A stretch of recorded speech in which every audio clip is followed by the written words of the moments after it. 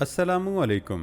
क्या आप जानते हैं कि कुछ ममालिक जेली तैयारों और टैंकों से भी जंगों में मदद लेते हैं, और वो कैसे? या फिर क्या आपको पता है दुनिया की सबसे बुलंद चोटी माउंट एवरेस्ट पर ऐसा सबसे अनोखा काम जो आज तक सिर्फ एक बार ही हुआ? या फिर क्या आप जानते हैं कि परिंदे भी रनमुरीद होते हैं? आज की वीडियो में आप ऐसे ही हैरान कर देने वाले इंटरेस्टिंग बट कॉमन फैक्ट्स को जानने के लिए अपने दिलों को थाम कर बैठें। मैं हूं हम्माद सादिक और आप देख रहे हैं रियलिटी फैक्ट्स। वीडियो शुरू करने से पहले नए आने वाले दोस्तों से गुजारिश है कि वो हमारे चैनल को सब्सक्राइब कर लें और बेल आइकॉन से नोटिफिकेशन फॉर ऑल पर क्लिक कर लें ताकि हमारी नई आने वाली वीडियो आपको फौरन मिल जाए। तो चलते हैं आज के दिलचस्प सफर की तरफ। Fact number 1। जर्मन के एक शहर में अदालत ने एक मुकदमे का फैसला सुनाते हुए कब्र पर टमाटर या दीगर सब्जियां उगाने की इजाजत दे दी। अब आप भी सोच रहे होंगे भला ऐसे कैसे हो सकता है कि कोई कब्र पर टमाटर उगाए? दरअसल इसके पीछे किस्सा कुछ यूं है। इस इलाके में एक रिहायशी खातून ने वहां के एक मकामी कब्रिस्तान में अपनी दादी और दादा की कब्रों पर टमाटर के पौधे लगा दिए, जिन्हें देखकर एक खातून ने शदीद एतराज करते हुए कहा कि आज वो अपने दादा और दादी के साथ गुजारे हुए खुशगवार वक्त की यादें ताज़ा करने के लिए उनकी कब्रों पर टमाटर उगा रही है, जिन्हें देखकर कल कोई किसी दूसरी कब्र पर मूलियां भी उगा सकता है। एतराज से शुरू होने वाली ये लड़ाई इंतहाई शदीद होती चली गई और नौबत अदालत तक जा पहुंची, जहां तफसीली समाअत के बाद जज साहिबान ने कब्रों पर सिर्फ टमाटर ही नहीं बल्कि कोई सी भी दूसरी सब्जी उगाने की बाज़ाब्ता इजाजत दे दी।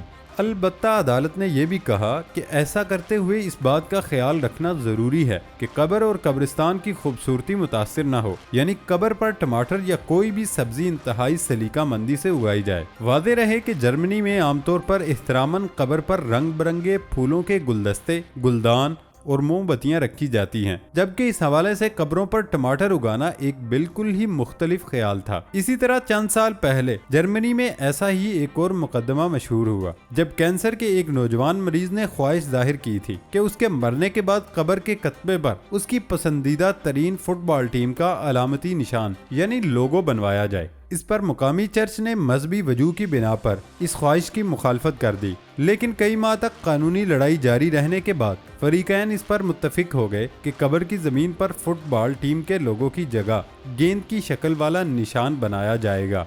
Fact number 3।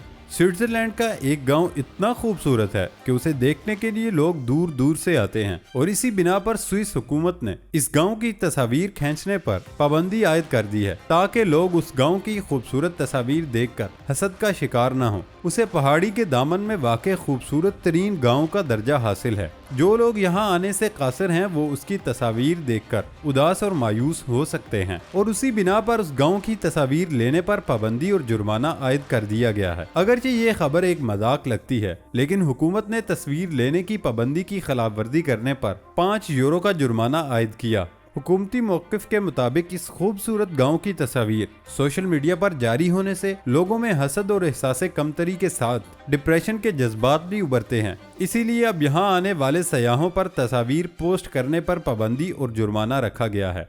Fact number 4। बरतानवी अफवाज ने फैलाए जाने वाले जेली टैंक और जंगी तैयारों के मॉडल तैयार किए, जिनके जरिए दुश्मन के सैटेलाइट और ड्रोन को जंगी मैदान में धोखा दिया जा सकता है। इसकी वजह यह है कि बरतानवी अफवाज के पास मुनासिब अस्करी हथियारों की कमी है। दूसरी जानब रूस के पास जदीद तरीन टैंकों की तादाद है।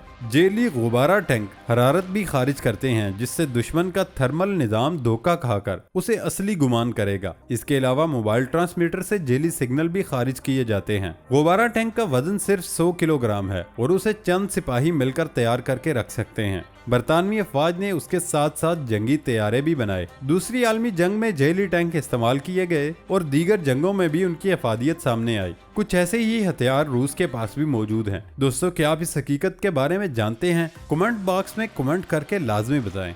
Fact number 5। कुर्रे अर्ज़ का सबसे बड़ा जानवर व्हेल एक मशहूर कुन हैवान है। ज़माने कदीम में इंसान उसे खौफनाक बला समझता था, और आज हर साल लाखों सयाह समुद्रों में पहुंचकर उसका नज़ारा करते हैं। व्हेलें चीखों, सीटियों, कराहों और आहों के जरिए एक दूसरे से बातें करती हैं, मगर साइंसदान इस बोली निज़ाम को आज तक सही तरह नहीं समझ सके। खुले समंदरों में व्हेलों का एक महबूब अमल ये भी है कि वो वक्तन फवक्तन फ़ज़ा में बुलंद होकर बड़े ज़ोर से पानी पर गिरती हैं उनके गिरने से पानी में जोरदार छपाका होता है जिसकी आवाज दूर तक सुनी जाती है। व्हेलें सतह आब पर दुम और मह पर भी जोर से मारती हैं। व्हेल का ये अमल साइंसी इस्तिलाह में ब्रीचिंग कहलाता है। ऑस्ट्रेलवी माहिर हैवानात ने फैसला किया कि व्हेलों का मुशाहिदा करके मालूम किया जाए कि आखिर वो ब्रीचिंग क्यों अपनाती हैं। उन्हें यकीन था कि ये महज तफरीही अमल नहीं बल्कि उसे अपनाने के पीछे कोई मकसद जरूर पोशीदा है। चुनाचे वो 2 बरस तक व्हेलों के मुख्तलिफ ग्रोहों का मुतालिया व मुशाहिदा करते रहे। आखिर उन्होंने ब्रीचिंग अमल का राज मालूम कर ही लिया। व्हेल इंसान की तरह मुआशरती जानवर है, लिहाजा बहुत सी व्हेलें अपने बाल बच्चों के साथ मिलकर रहती हैं और यूं एक बरादरी वजूद में आ जाती है। इस बरादरी के रुकन मखसूस आवाजों के जरिए एक दूसरे से राब्ता रखते हैं, मगर जब कोई रुकन 2.5 मील दूर चला जाए तो उससे राब्ता रखने ही में ब्रीचिंग का अमल काम आता है। व्हेल की आवाज समंदर के अंदर खासी दूर तक जा सकती है, मगर जब तूफान आया हो या इलाके में बहरी जहाज चल रहे हों तो अमूमन हैवान की आवाजें 2-2.5 मील दूर तक नहीं पहुँच पाती। चुनाचे व्हेलें फजा में उछल पड़ती हैं। जब व्हेल नीचे गिरे तो पानी के छपाके की आवाज बहुत दूर तक जाती है। यूं व्हेल अपनी बरादरी से ताल्लुक उस्तवार रखती है। जब बरादरी की व्हेलें एक दूसरे से मील भर की दूरी पर हों तो राब्ते का सिलसिला दुम और मह पर पानी पर मारकर जारी रखती हैं। लेकिन साइंसदान अब तक नहीं जान सके कि व्हेलें इस तरह क्या पैगाम या इशारा देती हैं। बहरहाल साइंसदान जदीद तरीन आलात की मदद से व्हेल के बोली निजाम पर तहकीक कर रहे हैं। उम्मीद है कि मुस्तकबिल में इंसान दुनिया के सबसे बड़े जानवर की बोली समझने में कामयाब हो जाएगा। कुराए अर्ज में अपने पड़ोसियों की बोलियां समझ जाने का एक बड़ा फायदा ये है, इंसान फिर उन्हें मारने से गुरेज करेगा। सद अफसोस अभी तो इंसान खुद को अशरफुल मखलूकात समझकर जानदारों की हजार हाँ नस्लें सफाई हस्ती से मिटा चुका है। फैक्ट नंबर 7, दुनिया में तकरीबन हर कोई अपनी शादी के दिन को यादगार बनाना चाहता है और उसी मुनासिब से अमरीकी जोड़े ने गैर मामूली तौर पर दुनिया की बुलंदतरीन चोटी माउंट एवरेस्ट पर शादी करके उस दिन को यादगार बना दिया। कैलिफोर्निया के रिहायशी ने 1 साल की मंसूबाबंदी के बाद जमा देने वाली सर्दी के मुकाम माउंट एवरेस्ट जाने की ठानी, जहां वो शादी करने का इरादा रखते थे। अपनी मंजिल पर पहुंचने के लिए उन्होंने 3 हफ्ते का सफर किया, जहां वो 17,000 फुट की बुलंदी पर पहुंचे और अपनी मोहब्बत का इजहार किया। खातून का कहना था कि उन दोनों की शादी रिवायती तौर पर उनके शायाने शान नहीं थी, इसलिए उन्होंने ये गैर यकीनी मंसूबा यानी गैर रिवायती शादी में जोड़े ने रिवायती लिबास पहने जिसमें दूल्हे ने काला कोट जबकि दुल्हन ने सफेद रंग का लिबास पहना। गैर मामूली शादी को अक्स बंद करने वाले स्पेशल एडवेंचर फोटोग्राफर ने इस हवाले से लिखे गए अपने ब्लॉग में कहा, माउंट एवरेस्ट पर इंतहाई सर्द दर्जा हरारत के बायस तस्वीर लेना बहुत मुश्किल था। एक मौके पर इंतहाई सर्द माहौल की वजह से उनके कैमरे और दीगर आलात ने काम करना छोड़ दिया था। फोटोग्राफर ने इंतहाई कम वक्त में इस छोटी सी शादी की तस्वीर लेने के लिए मुश्किल तरीन काम किया। तस्वीर लेते वक्त हाथों से दस्ताने उतारने पर उनके हाथ की उंगलियां जैसे जम रही थीं, जिसके बाद शादी की तस्वीर के लिए हालात मुनासिब नहीं थे, मगर इसके बावजूद तस्वीर इंतहाई शानदार रही। फैक्ट नंबर 8, अमेरिका, यूरोप, शमाली अफ्रीका में आम पाए जाने वाले एक पौधे के फूल खिलने के बाद इंसानी खोपड़ी जैसे दिखाई देते हैं, जिन्हें देखकर कोई भी इस बात को तस्लीम करेगा ये इंसानी खोपड़ी जैसे ही हैं। इस पौधे का नाम स्नैप ड्रैगन या ड्रैगन फ्लावर है, जो एक अजदहे की मानित दिखाई देता है। जब इस फूल की पत्तियां खुश्क होकर झड़ जाती हैं, तो बीज के खाली खोखे अजीबोगरीब इंसानी खोपड़ियों जैसे दिखाई देते हैं। यानी फूल खिले हों तो एक मुख्तलिफ रूप में नजर आते हैं और खुश्क होने पर इंसानी खोपड़ी जैसे दिखाई देते हैं। खोपड़ी नुमा फूलों के बारे में तो हम प्रस्त लोगों का मानना है कि अगर कोई खातून उन्हें खा ले तो उसकी जवानी लौट आती है, जबकि इन फूलों को घर में बिखेरने से बलाएं और मुसीबतें टल जाती हैं। विक्टोरियाई अहद में स्नैप ड्रैगन फूल धोखे, इसरार और बदगुमानी की अलामत तस्वर किए जाते थे। इसके अलावा बादशाही खवातीन उन्हें अपने लिबास में छुपाती थी क्योंकि ये उन्हें पुरवकार बना सकते थे। लेकिन ये फूल आखिर क्यों इंसानी खोपड़ी की शक्ल में दिखाई देता है? एक बायोकेमिस्ट और मुसन्नफ का कहना है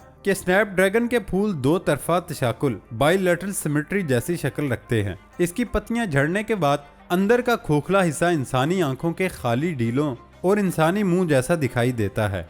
फैक्ट नंबर 9, न्यूजीलैंड के साइंसदानों ने इंकशाफ किया कि इंसानों की तरह चिड़े भी जन मुरीद होते हैं, यानी वो अपनी मादाओं को खुश रखने के लिए हर तरह के जतन करते हैं। उनका मनपसंद दाना दुनका और कीड़े मकोड़े ढूंढ ढूंढ कर लाते हैं। शुमाली जजीरे पर पाए जाने वाले रॉबिन नामी छोटी चिड़ियों का जायजा लिया गया। रॉबिन चिड़ियां अपनी पूरी जिंदगी में एक ही जीवन साथी बनाती हैं और ये खासियत इंसानों से मुशाबियत रखती है। अलबत्ता इस मुताले में रॉबिन चिड़ियों की इंसानों जैसी एक और बात ये भी सामने आई कि जब इनकी मादाएं यानी बीवियां अंडे देने की तैयारी कर रही होती हैं तो उनके नर शोहर सारे जंगल में भटकते फिरते हैं ताकि अपनी मादाओं के लिए पसंदीदा तरीन ग़िज़ा ढूंढ कर ला सकें। लेकिन बात सिर्फ यहीं पर खत्म नहीं हो जाती, बल्कि रॉबिन चिड़ियों की मादाएं कुछ ऐसी आवाजें भी निकालती हैं जैसे अपने नरों से कुछ खास चीज खाने की फरमाइश कर रही हो। इन फरमाइशों के जवाब में नर उनके लिए मखसूस दाना और कीड़े मकोड़े वगैरह तलाश करके लाते हैं जिसे वो खुश होकर खाती है। मादा रॉबिन चिड़ियों का ये मामूल सिर्फ इन दोनों ही में नहीं होता कि जब वो अंडे देने वाली होती हैं, बल्कि वो किसी भी वक्त मखसूस चहचहाहट के जरिए अपने शोहरों को कुछ अलग लाकर खिलाने का हुक्म देती हैं। मुताले के दौरान देखा गया रॉबिन चिड़ियों के नर